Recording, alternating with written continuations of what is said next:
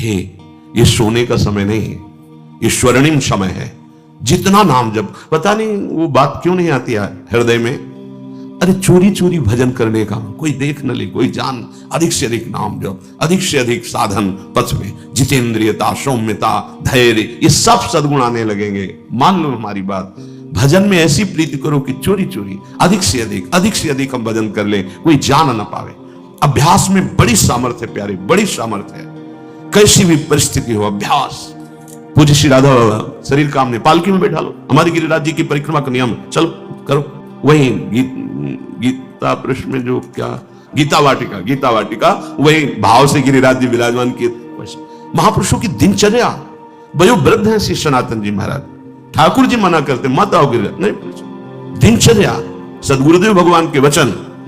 वही साधु है जिसकी दिनचर्या एक रस, एक नियत टाइम पर होती है। कभी भी उसको देखो, उसका टाइम।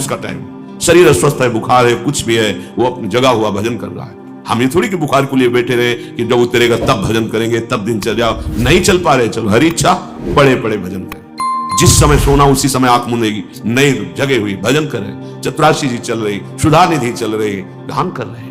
हम अपने जीवन को व्यर्थ करने निकले, अपने समय को बर्बाद करने निकले। प्यारे समझ जाओ, बहुत बड़ा लाभ खो रहे हो यदि आप नींद का आदर करते हो, प्रमाद स्थिति करते हो। नहीं, 3 घंटे में पर्याप्त, 4 घंटे शिथिल साधक, 5 घंटे साधारण साधक, 6-7 घंटे जो संसारिक कार्यों में रत है साधु, 2-3 घंटे विश्राम, 24 घंटे में। अरे भजन सुख लेना है या तमोगुणी निद्रा सुख लेना है? सुनि सत्संग होत जिए आलस, विषयीन संग विश्रामी। अब उन्हीं से बैठ करके प्रपंच की बातें करो, कितनी करते रहो बातें, कभी नींद नहीं, कभी कोई उनको नहीं लगेगा कि हमारे लिए कोई और दिनचर्या एकाद है। नाथ, आप सबके हृदय के जानने वाले हो, ऐसा स्वभाव हमारा है कि आपके चरणारविंद को छोड़ करके जो आपसे विमुख विषयी पुरुष है, उनकी चाटुकारिता, उनकी गुलामी, निश्चित दिन करत गुलामी विमुखन की, अपने आराध्य देव के द्वारा की हुई व्यवस्था, जीवन भर उसी को केवल मानना है। किसी व्यक्ति के द्वारा जो कुछ हो रहा है, अगर मुझे अस्तित्व समझ में आता है तो कभी स्वीकार न करें। मेरी श्री जी तुम्हें निमित्त बना के लाए, हम कभी तुमसे जय श्री राधे नहीं बोलेंगे, या अच्छा वही भगत जी है, नहीं, कभी नहीं। जीवन भर करते रहो, मेरी लाडली के द्वारा प्रेरित हो, हम यही मानेंगे, मेरी लाडली ही सब, अन्य नहीं मानेंगे। अन्य है क्या तुम्हारे पास? तुम हो कौन? प्रभु के सिवा तुम्हारी सत्ता ही नहीं है। अगर कोई सत्ता दिखाता है तो नहीं स्वीकृत करना चाहिए। अभिमानिनते न्यारे, भूत भविष्य लोक 14 में भये हुए हरि प्यारे। जीवन प्रभु को अर्पित है, होश में अच्छे से समझ लिया जाए। एकमात्र आराध्य देव का भरोसा नहीं तो श्री हरि चरण छाड़ विमुखन की निस्दिन करत गुलामी। आए थे परम पद प्राप्त करने और लग गए विषयी पुरुषों को रिझाने में, और कुछ चंद टुकड़े विषयों के, चंद सुख विषयों के बिक गए उनके हाथ। नहीं रिझवन भरतार के विषयीन हाथ बिकाए। बहुत सावधान, बहुत फिसलाने वाली भगवान की भ्रमात्मक माया है। पापी परम अधम अपराधी सब पतितन में नामी। सूरदास प्रभु अधम उदाहरण सुनिए श्रीपति स्वामी, मोशम कौन कुटिल खलकामी। प्रभु में बड़ा अपराध करने वाला, पाप करने वाला, सब पतितों में हूं। ये हृदय में आ जाए ना तो निष्पाप हो जाओगे, निरपराध हो जाओगे, महात्मा बन जाओगे। भगवान बड़े कृपालु हैं, किस क्षण वो तुम्हारी आध्यात्मिक उन्नति बढ़ा देंगे, पक्का निहाल कर देते। जब कभी वो जैसे दर्पण में चेहरा देखे, तो कभी जब वो कृपा करके दर्पण दिखाते हैं हृदय में, तो नहीं, ये मेरा नहीं, ये तो केवल आपका कृपा प्रसाद। मैंने देखा है, अपने को देखा है, अपने को देख रहे, बिल्कुल ऐसे चला रहे जैसे लगाम पकड़कर घोड़ों की भगवान बैठे हैं ना अर्जुन के, वैसे बिल्कुल। अगर वो छोड़ दे लगाम तो अभी ऐसे खंडक में गिरा दे कि उठना मुश्किल हो जाए। एक एक कदम उनका दुलार, प्यार और उनका शासन दिखाई देता है शरणागत भक्त को। पहले हमें ये मानना होगा कि हमारे जीवन की जो परम लाभ वृत्ति है वो भगवत प्राप्ति है। अभी कोई एकांतिक में ईश्वर संपन्न समाज प्रिय बड़े अधिकारी, कहीं ना कहीं हृदय की बात वो देखे और कहा मुझे हर समय भय लगा रहता है, मैं बस उस भय से निवृत्त होना चाहता हूं। वो ऐसे पदों पे हैं जिससे समाज को बहुत बड़ा सुख और अधर्मियों को बड़ा दंड अधिकार है उनका। ऐसे तब जो रोज कहते हैं वो बात सिद्ध नजर आती है। आप लोगों से तो सब मिलते हैं, आप किसी से मिलोगे ना तो वो तो मुस्कुराकर उनका वैभव देखकर आप कहोगे कि क्या सुखी है और क्या प्रश्न होते हैं। जब तक हरिशरणम ये नहीं तब तक शास्त्र कहता है तुम निर्भय नहीं हो सकते, तुम निश्चिंत नहीं हो सकते, तुम निशोक नहीं हो सकते, निशंक नहीं हो सकते, तुम्हारे संशयों का नाश नहीं हो सकता, तुम्हारी विपरीत धारणा मिट नहीं सकती। तो सुखी कहा अशांतस्य कुतः सुखम।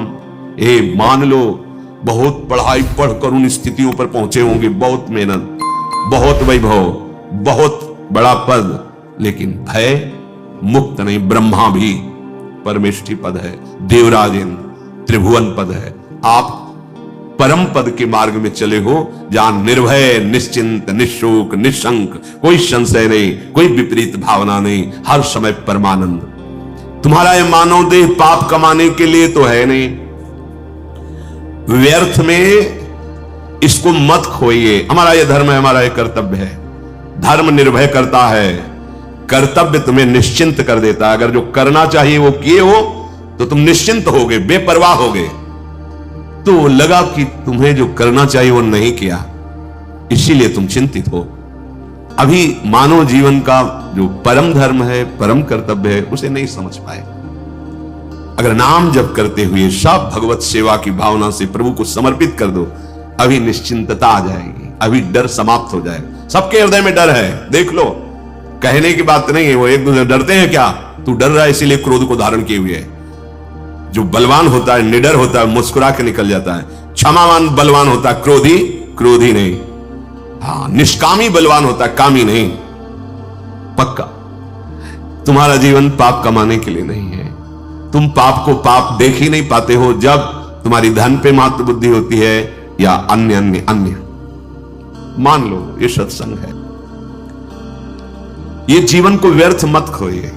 बहुत बड़े विद्वान हैं धुंधकारी के पिता आत्मदेव, लेकिन पुत्र की कामना व्यथित किए हुए थी। पूरा प्रकरण है, हम केवल अंतिम प्रकरण उसका वो अधर्माचरण देख देखकर, पापाचरण देखकर उनको बहुत पश्चाताप हुआ कि जो हमें महात्मा मिले थे, यदि उनसे मैं भगवत मार्ग की शिक्षा ले लेता, पुत्र प्राप्ति का ना हट करता, तो आज मैं दुर्दशा को न प्राप्त होता। अब गोकर्ण जी से कहा कि बेटा मैं क्या कर सकता हूं, अब मेरी अंतिम समय की श्वासें बची जितनी, कैसे मुझे भगवान मिल सकते। मैं जान गया मुझे वैराग्य हो रहा है संसार से। तब उन्होंने कहा धर्मम भजस्व सततम त्यज लोक धर्मान सेवन सदा साधु पुरुषन जहि काम तृष्णाम अन्यस्य गुण दोष चिंतन मासु मुक्त्वा सेवा कथा रसमहो नितराम पिबत्वम।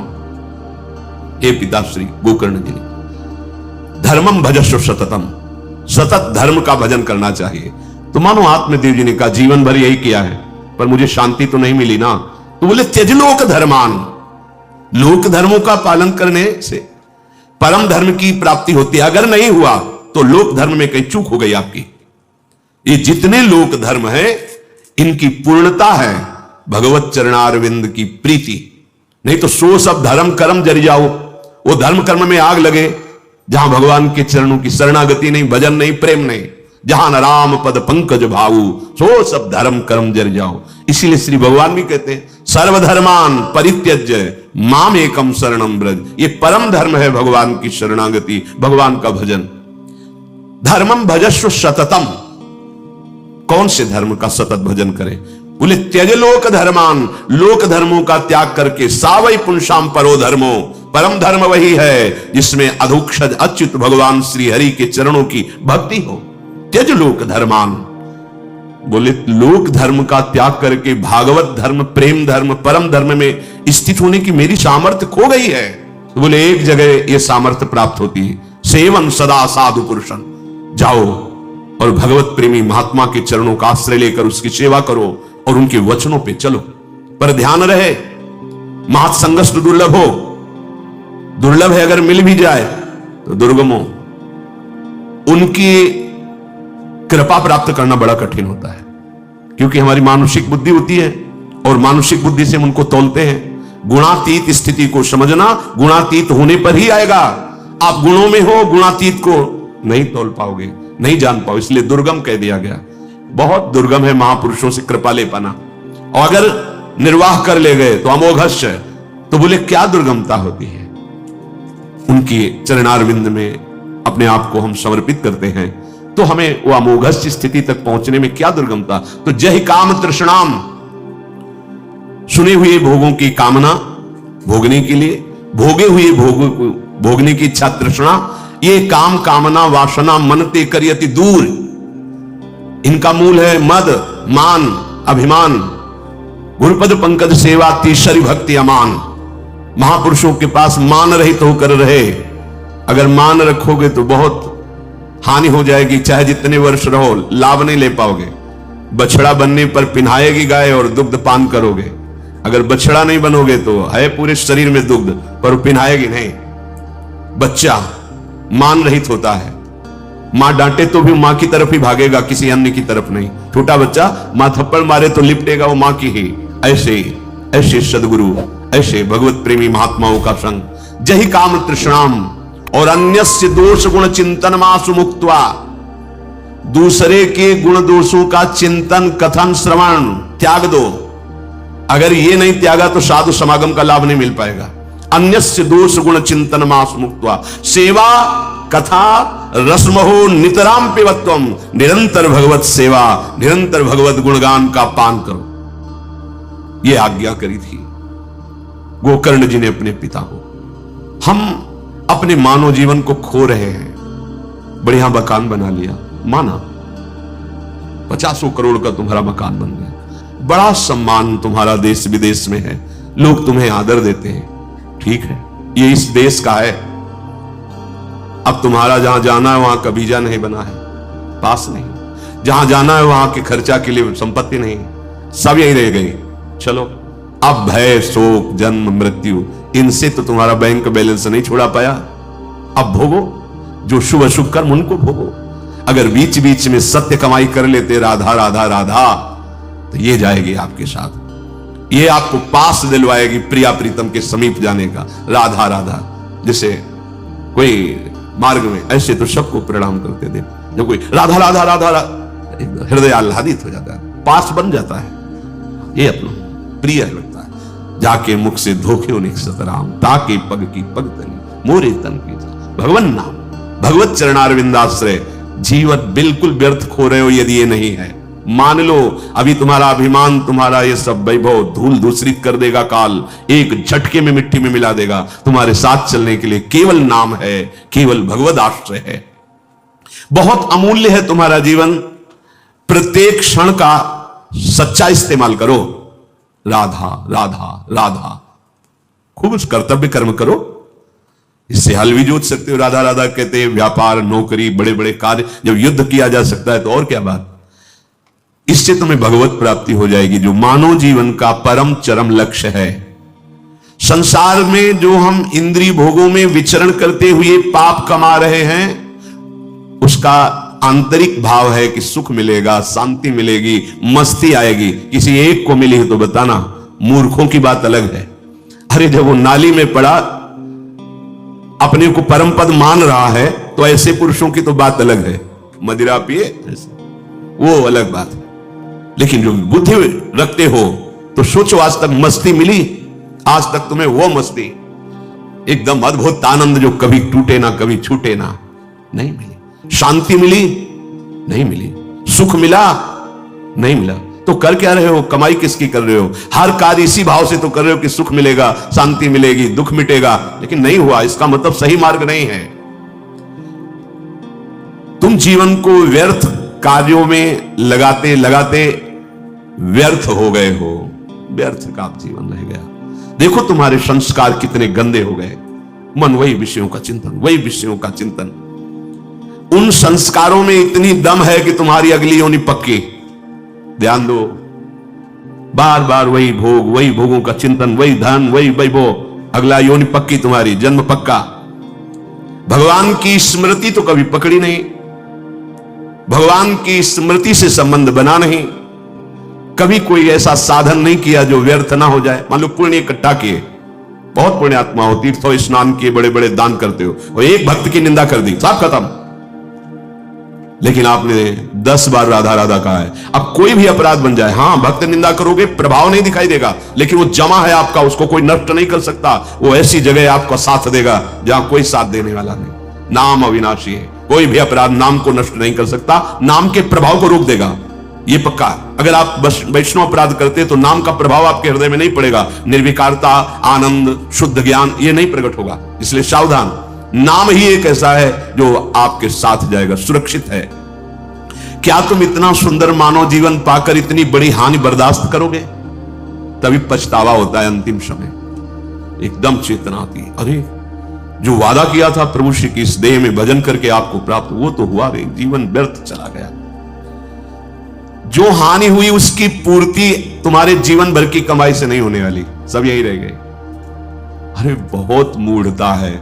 अब तो बैंक है, लॉकर है, पहले दीवालों में गाड़ देते थे और लोभवश बताया नहीं, मर गए। जब दूसरे कोई दीवाल खोदते उनको देखा घड़े में भरे हुए आभूषण, स्वर्ण सिक्के, कभी वो ना तो धर्म में लगाया, न भगवत सेवा में, न खुद खा सके। कैसी मूढ़ता। इसलिए एक प्रार्थना सबसे है, तुम अपने जीवन में जैसे जी रहे हो, जो कार्य कर रहे हो, कर्तव्य कर्म, उनसे हटने की बात नहीं कही, उनमें एक कार्य और जोड़ लो, नाम स्मरण, नाम जप। कितना सरल सहज है। प्रत्येक छोटे कार्य हो या बड़े कार्य हो, उनको भगवान को समर्पित करो और नाम जप करो, इससे तुम्हें भगवत प्राप्ति हो जाएगी। आगे चलकर देखोगे नाम तुम्हें पकड़ लेगा, तुम्हारे अंदर निरंतर नाम चलने लगेगा। बार बार लोग ये प्रश्न कर देते हैं कि हम गृहस्थ हैं।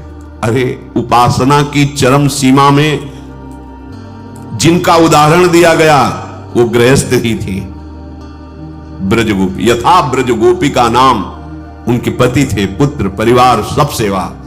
इसीलिए बड़े बड़े परमहंस वैरागी उनकी चरण धूलि की वंदना की। क्या? कृष्ण प्रीति, गोपीजन। ये आप लोग जो कह देते हैं हम गृहस्थ हैं, ऐसा ऐसा, कितना कार्य है। अब आपको धान कूटना पड़ता है क्या? चक्की चलानी पड़ती है क्या हाथ की? आपको क्या ना आपके पास गौशाला है कि आप स्वयं गौओं की सेवा करके दुग्ध, ये सब कार्य गोपीजन करती थी। पूरे घर को लीपना पोतना, सब कार्य करना, पति पुत्र आदि सबकी सेवा और चित्तवृत्ति भगवान में। और ऐसी स्थिति कि बड़े बड़े परमहंस गोपी चरण वंदन, कौन है त्रिभुवन में जो गोपी चरण वंदना न करता? कौन ऐसा है? ये भ्रम छोड़ दीजिए कि हम गृहस्थ में तो हमें अध्यात्म की ऊंचाई पर चढ़ने का अधिकार नहीं, या हम चढ़ नहीं सकते। गोपीजन उद्धव जी से कहती है, उद्धव तुम्हारे नयन अधूरे। वाए क्या थे? गोपीजनों को पूर्ण करने के लिए कि हमारे श्री कृष्ण परब्रह्म परमात्म तत्व हैं, ये गोपीजन नहीं जानती। जाके उपदेश करूंगा, गोपीजन निहाल हो जाए, उनका रोना बंद हो जाएगा, हमारे प्रभु के आंसू बंद हो जाएंगे। बड़े गर्व से आए थे। और जब गोपीजनों से बात की, गोपीजन उद्धव जी को क्या कहते, आए हो तो जान लो कि तुम अभी अधूरे हो। उनको लगा बृहस्पति शिष्य अधूरा कैसे? गोपीजन के तुम अधूरे हो, तुम हमें उपदेश देने आए हो। सुनो स्थिति किसे कहते हैं, तुम स्थिति बता। तुम समझते हो गोपीजनों के हृदय में हम स्थिति पैदा कर देंगे आत्मज्ञान प्रकट करके? तो उद्धव